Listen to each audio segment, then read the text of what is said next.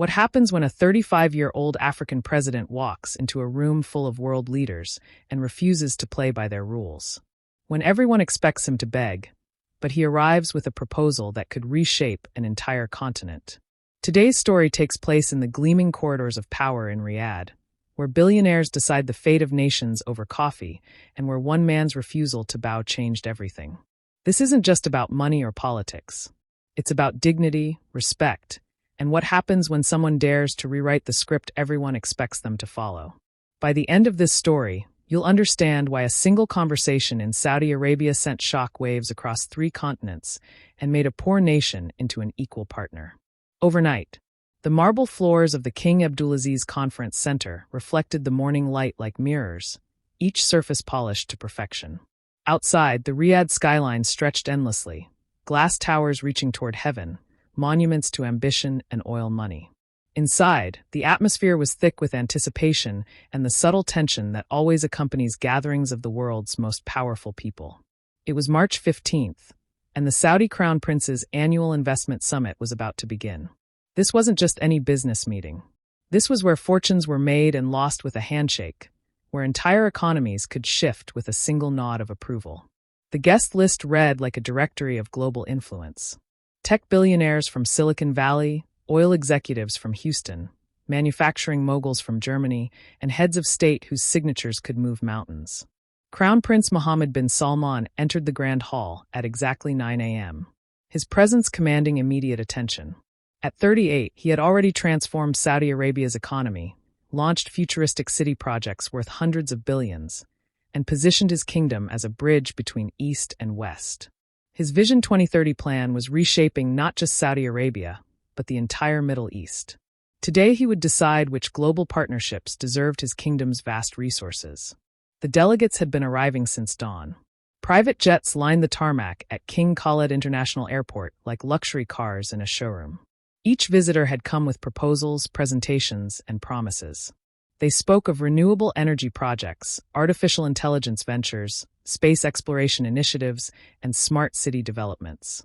The competition was fierce. Everyone wanted a piece of Saudi Arabia's $2 trillion public investment fund. Among the familiar faces were some surprises. The president of Singapore had flown in to discuss semiconductor manufacturing. Brazil's foreign minister brought proposals for agricultural technology exchanges. Even the prime minister of Estonia was there pitching digital governance solutions. But buried deep in the day's agenda, almost as an afterthought, was a name that made many attendees scratch their heads in confusion. Ibrahim Traoré, president of Burkina Faso. The whispers started immediately.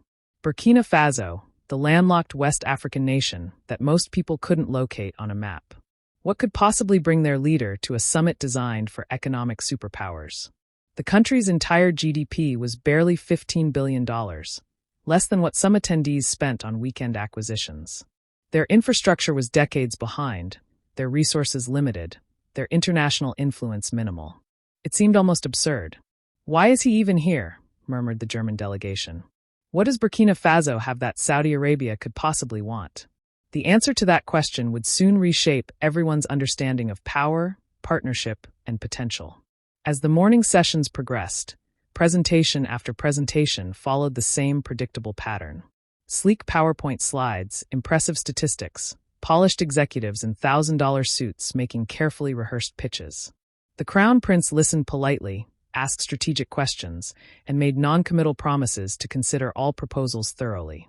The atmosphere was professional but cold. Business is business, nothing more. Then came the lunch break.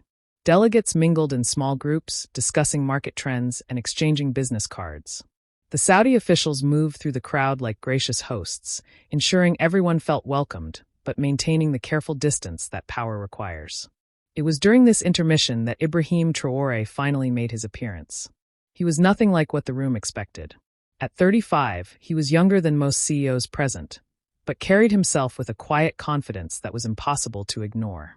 Unlike every other delegate, he wasn't wearing a Western business suit.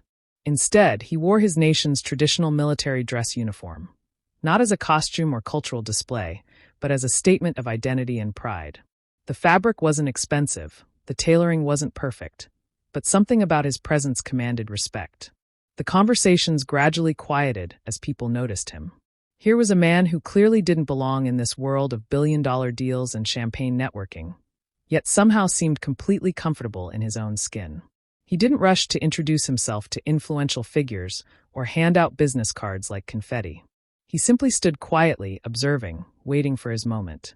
When the afternoon sessions resumed, Traoré was scheduled to speak last. By that time of day, most delegates were already thinking about dinner plans and evening flights. The Crown Prince had sat through hours of presentations, his attention visibly waning despite his diplomatic politeness. Several attendees had already begun checking their phones and whispering about early departures. Then the moderator announced, "Ladies and gentlemen, please welcome President Ibrahim Traoré of Burkina Faso." The polite applause was noticeably lukewarm. This was clearly viewed as the day's obligatory gesture toward African inclusion, a box to check rather than a serious business opportunity. Even the Crown Prince seemed to settle back in his chair with the resigned patience of someone enduring a necessary formality. Traoré walked to the podium with measured steps. He carried no laptop, no presentation remote, no stack of documents. No slideshow appeared on the massive screens flanking the stage. Instead, he simply stood there for a moment, making eye contact with different sections of the audience. The silence stretched just long enough to become noticeable, just long enough to make people lean forward slightly. When he finally spoke, his voice was calm but carried clearly through the hall without amplification. "Your Royal Highness," he began. "Distinguished delegates, I have a question for you. When you close your eyes and imagine the future, what do you see?" The room stirred slightly. This wasn't the usual opening. No gratitude for the invitation. No praise for Saudi hospitality. No demographic statistics about Burkina Faso. "Do you see taller buildings, faster computers, more efficient machines?" Traoré continued. "Or do you see human beings standing a little straighter, walking a little prouder, dreaming a little bigger?" Crown Prince bin Salman's eyebrows raised almost imperceptibly. This was definitely not a standard investment pitch. Trey stepped away from the podium, moving closer to his audience. "For the past 6 hours, I've listened to brilliant minds discuss market penetration, profit margins, and return on investment. All important metrics, all necessary calculations, but I've heard very little about the one resource that actually creates wealth, human potential." He paused, letting that statement settle. "Your Highness, your kingdom has invested brilliantly across the globe. Silicon Valley startups, European manufacturing, Asian technology hubs. You've built partnerships with nations that already have wealth, infrastructure, and stability. But may I ask, when did you last invest in raw human hunger?" The question hung in the air like a challenge. Several delegates exchanged glances. This was beginning to feel less like a business presentation and more like a philosophical debate. "I come from a place most of you have never heard of," Traoré continued. "Burkina Faso, land of upright people. We have no oil reserves like our neighbors, no diamond mines like others, no vast coastlines for shipping. What we have is something far rarer in today's world. People who haven't yet learned that certain things are impossible." He reached into his jacket and withdrew something that made several people in the front row lean forward with curiosity.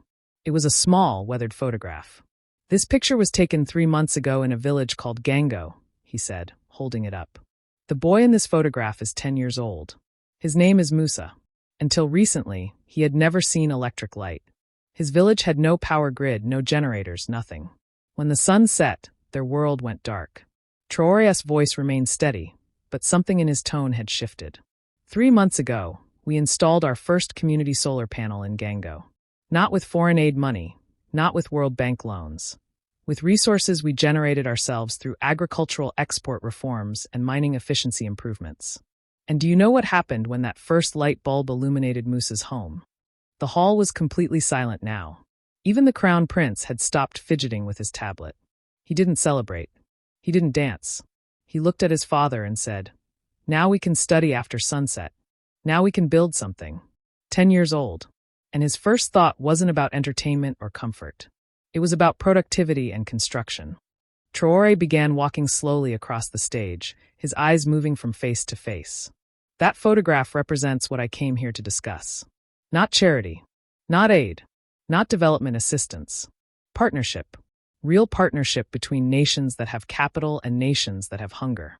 He stopped directly in front of the Crown Prince's table. Your Highness, you've spoken eloquently about diversifying Saudi Arabia's economy beyond oil dependence. You've invested in artificial intelligence, renewable energy, tourism, entertainment, all wise strategies. But may I suggest that your kingdom's greatest opportunity lies not in replacing oil with technology, but in replacing transactions with transformation. The boldness of this statement rippled through the room. Several delegates shifted uncomfortably. No one spoke to Crown Prince bin Salman this directly, especially not representatives from countries whose entire economies were smaller than Saudi Arabia's annual budget surplus. But Traoré wasn't finished. Africa isn't a continent asking for handouts. We're a continent offering partnership. 54 nations with over 1 billion people, most under the age of 25. The youngest, most energetic population on Earth, living on a land mass rich in minerals, arable land, and renewable energy potential. But here's what makes Africa different from other investment opportunities. We're still writing our story. He pulled out a tablet, the first technology he displayed, and projected a simple map onto the screens behind him. It showed the African continent with a series of dotted lines crisscrossing from west to east. This is the Trans-Sahel Infrastructure Corridor, he announced. A network of roads, railways, power lines, and communication systems connecting Dakar to Djibouti. 8,000 kilometers of coordinated development across 12 nations. The largest infrastructure project in African history, designed not by foreign consultants, but by African engineers, economists, and planners. The room's energy had completely shifted. People were sitting forward, phones were being set aside, and several delegates were taking notes. The total cost of this project is $800 million, Traoré continued. Less than Saudi Arabia spends on a single luxury resort development. But the impact would be transformational. Imagine connecting West Africa's agricultural abundance with East Africa's ports. Imagine solar farms in the Sahara powering industrial centers from Senegal to Sudan. Imagine high-speed internet connecting African universities with global research networks. Crown Prince bin Salman was now leaning forward, his elbows on the table, his full attention focused on the presentation. But here's why this matters to Saudi Arabia specifically, Traoré said, returning to address the prince directly. This isn't just about African development. This is about positioning your kingdom as the bridge between continents. Every ton of cargo moving through this corridor could transit through Saudi ports. Every megawatt of energy could be supplemented by Saudi renewable technology. Every communication network could be enhanced by Saudi telecommunications investments. He clicked to the next slide, showing economic projections and trade flow estimates. Conservative estimates suggest this corridor would increase Saudi-African trade by 400% within a decade. But more importantly, it would establish Saudi Arabia not just as a regional power, but as a global connector, the nation that helped unite Africa with Asia, Europe, and the Americas. The presentation was becoming more technical now, with detailed financial models and implementation timelines. But Traoré kept returning to his central theme. Partnership rather than patronage, investment rather than charity, transformation rather than transaction.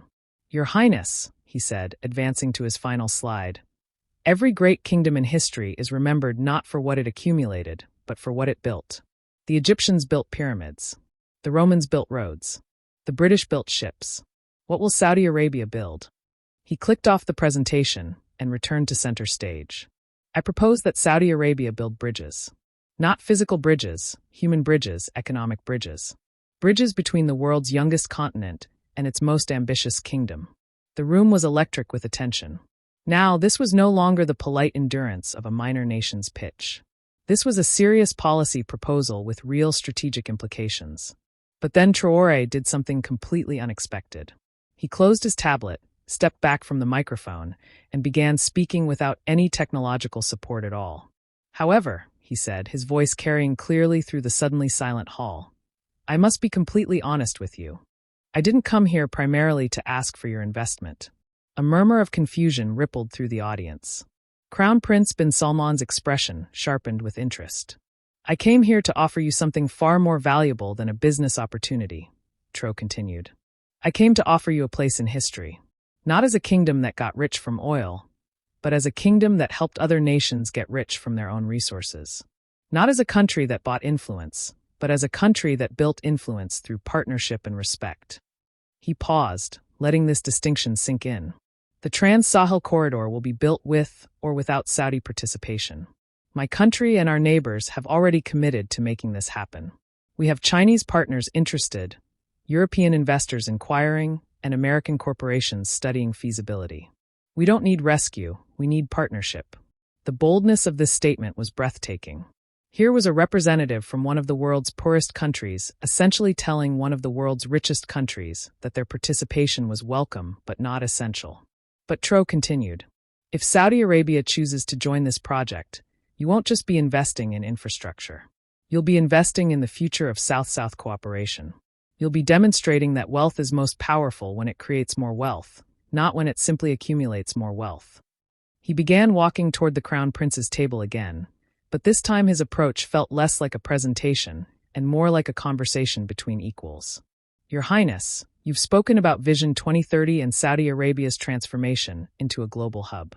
But imagine Vision 2050, Saudi Arabia as the nation that helped transform an entire continent. Imagine Saudi companies not just operating in Africa, but growing with Africa. Imagine Saudi students studying in African universities that Saudi investment helped build. Imagine African students researching in Saudi laboratories that African minerals helped construct. The vision he was painting was expansive, ambitious, and completely different from the traditional donor-recipient relationship that usually characterized North-South economic partnerships. This is why I didn't prepare a PowerPoint presentation asking for money, Traoré said. This is why I didn't bring a delegation of consultants with financial projections. This is why I came alone, speaking as one leader to another, offering partnership between equals. He stopped directly in front of the Crown Prince, close enough for a private conversation, but speaking loudly enough for the entire room to hear. Your Highness, I believe that Saudi Arabia's greatest achievement won't be the tallest building or the fastest train or the most advanced artificial intelligence. Your greatest achievement will be proving that true power lies not in dominating markets, but in creating markets, not in controlling resources, but in developing resources, not in buying loyalty, but in earning respect. The room was absolutely silent. This was either the most impressive diplomatic presentation anyone had witnessed or the most spectacular career suicide in modern international relations. Crown Prince bin Salman sat motionless for several long seconds, his expression unreadable. The tension was palpable. Every delegate in the room understood they were witnessing a pivotal moment that could either launch a revolutionary partnership or end in diplomatic embarrassment. Finally, the Crown Prince spoke. His voice was quiet, but carried clearly through the silent hall. President Traoré, he said, in the past 5 years, I have heard thousands of investment pitches. I have been presented with countless opportunities, proposals, and partnerships. Most of them focused on what Saudi Arabia could provide: our capital, our markets, our strategic location, our influence. He paused, his eyes locked on Traoré. You are the first person to focus on what Saudi Arabia could become. The Crown Prince stood slowly, his movement causing a ripple of attention throughout the room. When he reached his full height, he continued speaking, but now he was addressing not just Traoré, but the entire assembly. Ladies and gentlemen, what we have just witnessed is precisely the kind of thinking that will define the next century of global development. President Traoré hasn't asked us to solve Africa's problems. He has invited us to participate in Africa's solutions. He began walking around his table, moving closer to where Traoré stood. This is exactly the kind of partnership that Vision 2030 was designed to create. Relationships based on mutual benefit, shared growth, and respect for each partner's contributions. The Crown Prince stopped directly in front of Traoré, close enough that their conversation became personal rather than public, though everyone in the room strained to hear every word. Mr. President, he said, your Trans-Sahel infrastructure corridor represents precisely the kind of transformational investment that Saudi Arabia wants to support. Not because we see Africa as a charity case, but because we see Africa as a partner in building the world's economic future. He turned to address the broader audience. Saudi Arabia's Public Investment Fund will commit $500 million to the first phase of the Trans-Sahel infrastructure corridor, with additional commitments contingent on project milestones and partner nation participation. The announcement sent shock waves through the room. Several delegates audibly gasped. This wasn't just a significant financial commitment. It represented a fundamental shift in how Saudi Arabia approached African partnerships. But the Crown Prince wasn't finished. Furthermore, he continued, Saudi Arabia will establish a permanent African Partnership Office in Riyadh, dedicated specifically to identifying and developing South-South cooperation opportunities. President Traoré, I would like to invite you to chair the advisory board for this new initiative. The offer was unprecedented. African leaders were typically invited to Saudi Arabia as supplicants or ceremony participants, never as strategic partners in designing Saudi policy. Traoré accepted with a simple nod, but his eyes conveyed the magnitude of what had just occurred. This wasn't just about money or infrastructure. It was about dignity, respect, and the recognition that partnership could be more powerful than patronage. Your Highness, Traoré replied, this partnership will be remembered as the moment when the global South truly began cooperating rather than competing. When wealth became a tool for creating wealth rather than simply accumulating wealth. The Crown Prince smiled, the first genuine expression of pleasure he'd shown all day. Mr. President, I believe you're absolutely right. And I believe this partnership will benefit both our nations far more than either of us can currently imagine. The formal session concluded with polite applause, but the real energy was in the private conversations that followed. Delegates from other African nations immediately approached Traoré, eager to understand how their countries might participate in this new framework. European and American representatives began calculating how this Saudi-African partnership might affect their own continental relationships. But the most significant development happened away from the cameras and microphones. As delegates began filing out of the conference hall, Crown Prince bin Salman approached Traoré for a private conversation. Mr. President, he said quietly, I want you to know that your presentation today wasn't just impressive, it was necessary. Saudi Arabia has been looking for authentic partnerships rather than transactional relationships. You've shown us what that actually looks like. Traoré nodded appreciatively. Your Highness, Burkina Faso has learned that dignity is more valuable than charity and partnership is more powerful than patronage. Today proved that these principles can actually work in practice, not just in theory. The Crown Prince extended his hand for a handshake that felt less like diplomatic protocol and more like the beginning of a genuine alliance.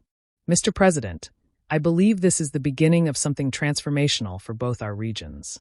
As news of the partnership spread beyond the conference walls, the response was immediate and dramatic. African stock markets surged as investors recognized the implications of Saudi-backed infrastructure development. Social media exploded with commentary about the new model of international cooperation. Young Africans posted clips of Traoré's presentation with captions like, "This is what leadership looks like," and finally, someone speaking as an equal. International media coverage was extensive but divided. Western outlets focused primarily on the geopolitical implications, how this Saudi-African partnership might affect European and American influence on the continent. Chinese media emphasized the competition aspects, noting that this development could complicate China's Belt and Road Initiative in Africa. Middle Eastern publications celebrated the partnership as evidence of Saudi Arabia's growing global leadership. But perhaps the most significant response came from other African leaders. Within 48 hours of the Riyadh announcement, presidents and prime ministers from across the continent were reaching out to both Saudi Arabia and Burkina Faso, eager to participate in this new framework for international cooperation.